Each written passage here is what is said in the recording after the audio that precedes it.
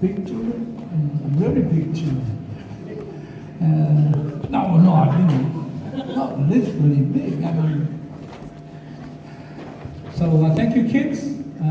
I'm sure that Jesus, as we talked this morning, Jesus always assures you, tells you, reminds you that He's always there for you in your places, in school, even when you play. So remember that. And somebody was saying, how can you talk to Jesus? You just talk to Jesus and God just like you talk to your parents. Just say to them, oh God, please help me, help me with my schoolwork and all that kind of thing. But may God bless you as you grow up in your body's mind and spirit. Well, I can't talk to you, ile tua. Ile viinga, o oli nei no loto ya Yesu. O ia whaola ia te au la ule pesi kou. O ni maho whaino, mo i ni ase. Whawai lea tusi lea na tātou petuina no i ngā ruenga. Ngā ruenga sumu whitu. O manaki tātou te wā, ai mo tātou mako whau. I nisi o uku, me le koi sumu whitu, musu ma wā. A wā o ia o la i tātou, ma ngā o ioi ai, o iai fo i tātou tānu o ia. For in Him we live and move and have our being. O winga o tale. O tala to ina polo. Ni tātou whalu longo le tala le na tātou whaitau i ai. E o atu i le ule o ate mai, i o lau mua leo le malo o Greece. O le malo e tele na ato poto, tele tala noanga e whai le neo filosofia, mo le poto o meta o tua, mo mea whai o langa. Ai aina taule ma ai al tui no kogu, i le tele mo whai tā kua. Tele manu, tā kua, i tangata i o lato o tua, i leo tangata tā kua e tui tā kua. Lela tu paulo malana kala ina paulo o Yesu koe tu. Pa tu paulo se mea i le kala anga le langi o koe tu mai se tangata mai le tu ngamau maleo. Lela su asama noa paulo e talatala noa ai ma whaala tele la tāpuna tāpuna. Lela tu paulo tau wha mai mō o le atua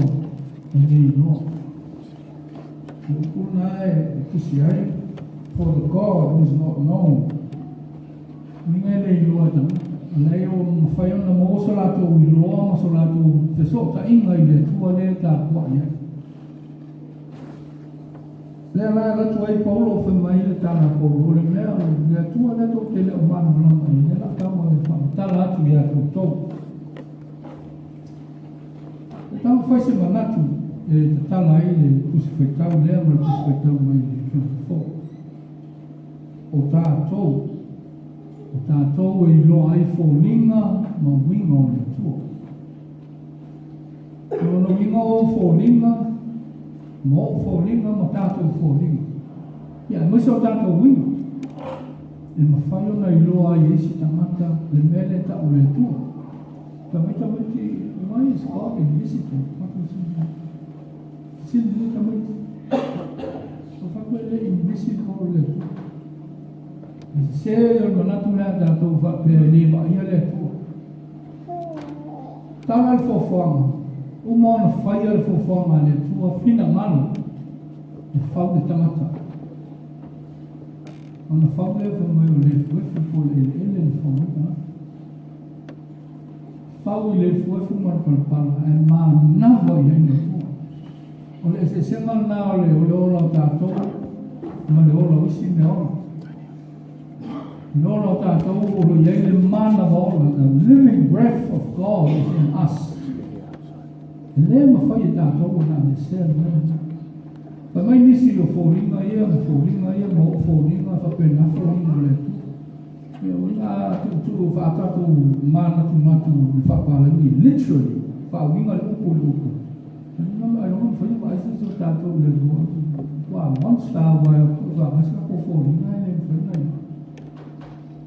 Ai tasi le mea, e te tusai o tātou fōringa, e te tusai le mana waola le nā, e teime ana tātou whāna nau mai ai le manawa o tātou tina, na mānawa mai le tua le ola, le ola le nai whaau hau pēr.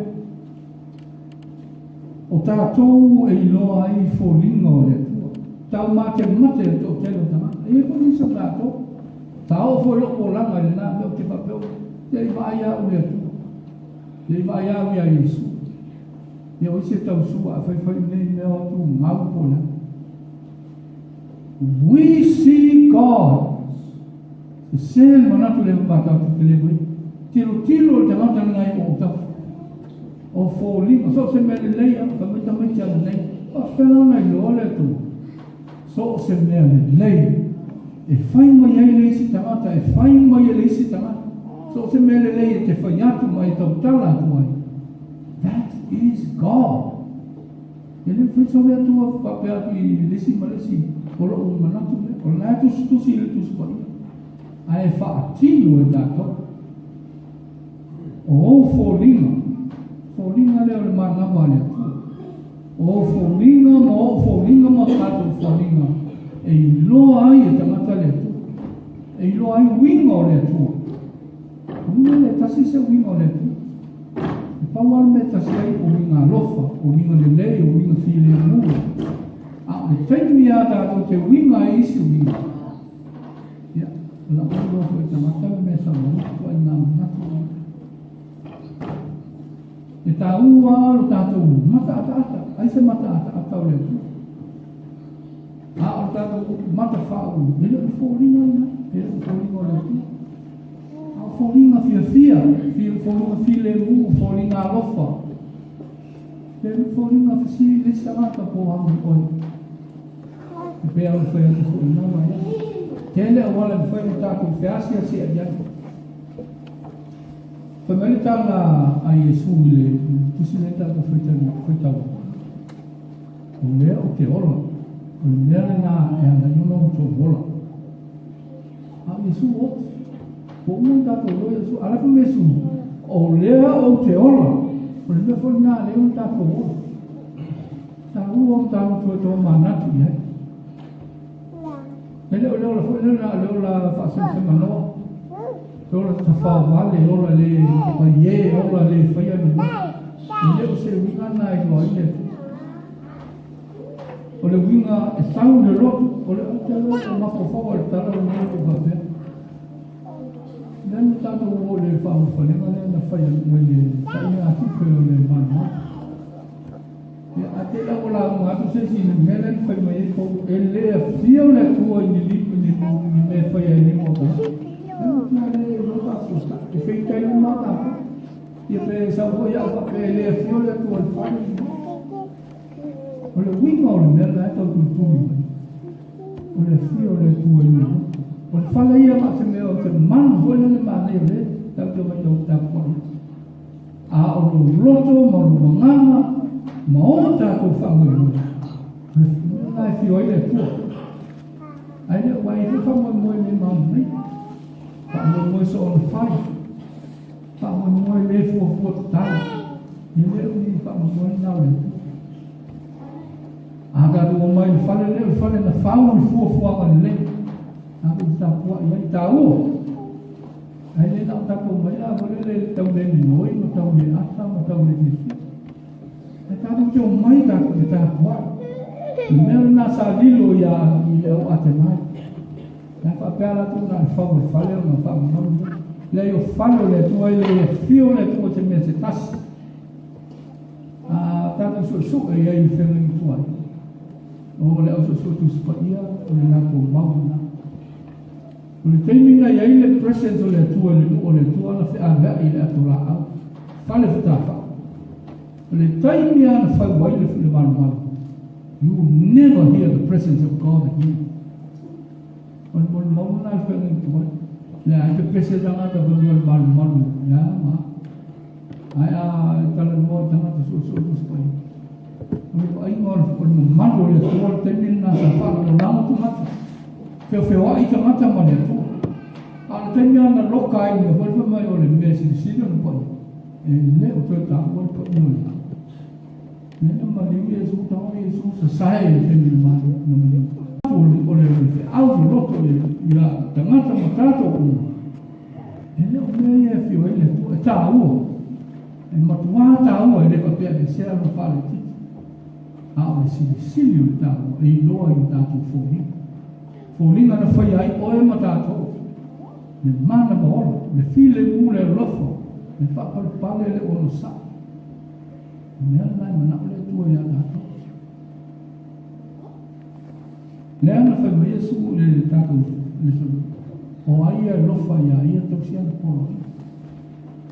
Ia o polo ai ngā Yesu ia le mai polo i o fogo kia batu o lofa le tasi le tasi. Mea nai dua i le langi. O tau tal tonga. E se whai mo whio le tala le. A tau o tangata e mui a te misa. A e lofa, te mea te ita e lista ngata. O lai ta mai atu spai. E loa o tau e lo langi o so. O a uo. E a lofa le tasi e tasi. O ta tau e le asama le na ita ia o nesi te ita mai o lista ngata e. Ai tātu te whaaramulango i le mana o le taita inga le ngana kwa ia. Tātu te whaaramulango i le mana o le o Yesu toi tu. I pei au na apa apa hipo. Le ai hasi si mea o le o ngāta tongu o le whi au. Ma le tala le lei le tāla i le apisto. O Yesu toi tu. A moto te mi whaitau le. E ta moto le Yesu toi tu. A tau le whiwhi esi a whiwhi esi. E pei au no whamanatu pei a nātou. E leo le toi tū mai tū mau mana ia tāu. A o le toi tū i o tātou loto mo tātou langa. Le aso ma le aso. Ma ma tātou te toi langa pia o whea. A o le teimi a toi tū ai ke riso. Ia te oe ma. Te mina toi whawhowina ai. Toi mau ai le ata. O whowinga o le tū o lo ia tātou uma. I le whapelao na ora mani. E le ngata i tono o tātou ai. Ma so se mea tātou te ia. A tongu lana I kāsi.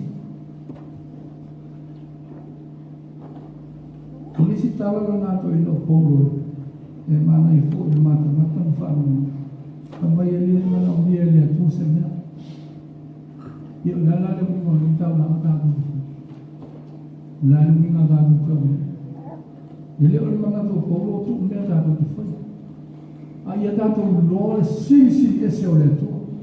E le whapeso o longa e watu lau tau na maa fia leo le atua. Le atua e fia. Le atua e fia. E le atua e alofa. E le whapeso o longa e watu lau tau na maa whatu alofa mai leo le atua. O tēnā nā tāla inga e whai mai te mine e tēno. So longa e te alofa atu ta alofa mai le atua. E le mana whameleo kore mai. God needs nothing or served by him. Ele mana mele tua se mea mai a mai ma. O le tātou nganue, o le tātou ngona. O le tātou tani atu I le lofa mana a mai le tua. Minga e loa e umo na lofa mai le tua e tua e. Ia nai lofa le le tua. Ai nesi me kapea a e lofa atu. Ia un fatu a lofa mai le tua. No. I tātou mana tua ma tātou moti noa re nana. Ma uma o nā lofa le tua e ala I una alu pehu I kasi.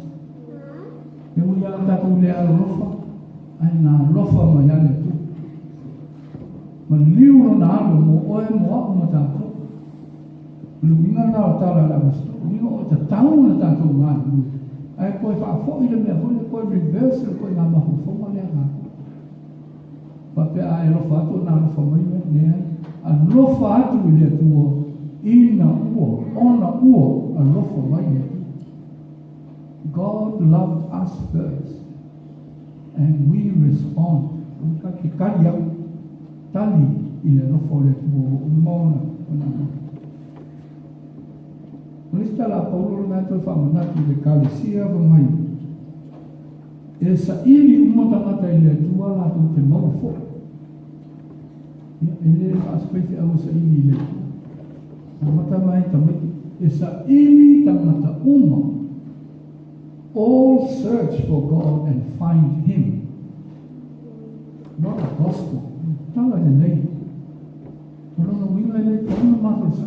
E te ni pera fa o ta lava le ta te ai. O le o lama foi ta. O le o lama fa fita. All search. Mingo ke ni uma ta tau da tu sai. A ta tu sa ili ta tu te mo ni. Ele o mau le tu. There's a lot of fears in the where is God? He is here. And then on here, no, He's here in the people around you, in the beauty of creation, in the beauty of what surrounds us. That is God. Atato sa ili o tato roto nganga. Ona whaile ona e pai le tu. Te pai ia I le musumusunga mo le sosoania nesta ai. Mata mo fia o wala au mo so se mea. Ne fale o fosi. E tau no o mai ai le namo le moni o le tua. O mea sa le iai. O au mana. Atato sa ili no ringa. Ai tau fufuane o tato whapitao. Nanga e marimu no. I ai. E ne whainga fia. Ai atato sa ili le tua. E sau I whaamafu whanau. E sau I pesena. E sau I upu whana e au. Tera o so nā I unga. Mune tātou sa ili mau, tātou sa ili lotu, tātou sa ili nisi.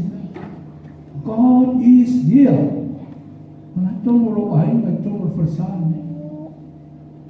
Ia tātou mana tua le nā mea. O uma me whai tātou I fōringa o. Kono winga e te I whai I nai o fōringa.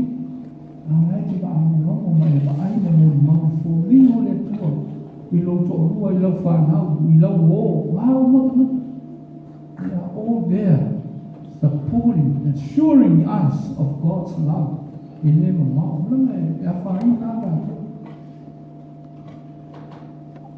O loku mai mune. O te tatunga, ma Yesu e o lako I mena e o la itu. Ai lava ai atu I whakamata e leo mi moi. We move because of God. Ai o lai whai whawi ma move. I men whai ma nue uia moa. Pa I e ka kama ma nue mo le tua. Ai ma nue mo le tua. whamahon. Na rua i whiwhinga. That is ngai ui boi because of God. Ya koe whakako ngā ui o koko. Ngā ui le ia masi kia sisi. Le kare sia, whamai o mule o te whare o whamai. In Him we live, we move, and have our being. He said, in more than the two tātou tamata. Nea nare whakuna tau. O tātou na whai e whoringa le mana maola le tu. So without God, e leni whai kako maua o tātou tamata moni mo le atato. It is only God can help us be our godly selves. O le te apolo whai, e mwhai mo e tātou tamata te apo. A le toi whamanatu le apostoli. Ia te nai ma tātou. E nā o le tua e mwhai o tōnu mātou toa. Ma mongi ai o tātou te mata. Tātou te mata nā pio whai a tō fūri mo le tua. E mwhai a sosua ma mea tātou. Ia roko le toa. Ai sosua i tātou te ngā nāna ni na esi.